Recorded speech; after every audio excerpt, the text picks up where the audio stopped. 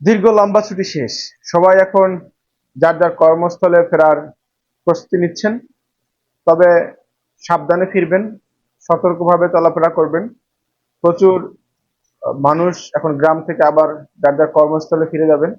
তবে কর্মস্থলে ফেরার ক্ষেত্রে একটু সতর্কভাবে ফিরবেন। যারা পরিবার পরিজন নিয়ে ফিরবেন তারা অবশ্যই কোনো ভালো মানের গাড়িতে ফিরবেন, কোনো তাড়াহুড়া করবেন না। মনে রাখবেন, দ্রুত না ফেরার চেয়ে একটু দেরি করে ফেরা ভালো।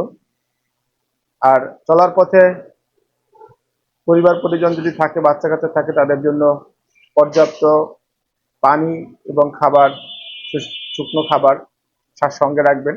কারণ পথ থেকে কোনো কিছু না খাওয়াটাই ভালো। কারণ অনেক ধরনের দুর্ঘটনা ঘটে পথের খাবার খেয়ে। সেই অনাকাঙ্ক্ষিত ঘটনা এড়িয়ে চলুন। সবাই নিরাপদে গন্তব্যে ফিরে যান, কর্মস্থলে ফিরে যান, সেই শুভকামনা থাকলো। সবাই ভালো থাকবেন।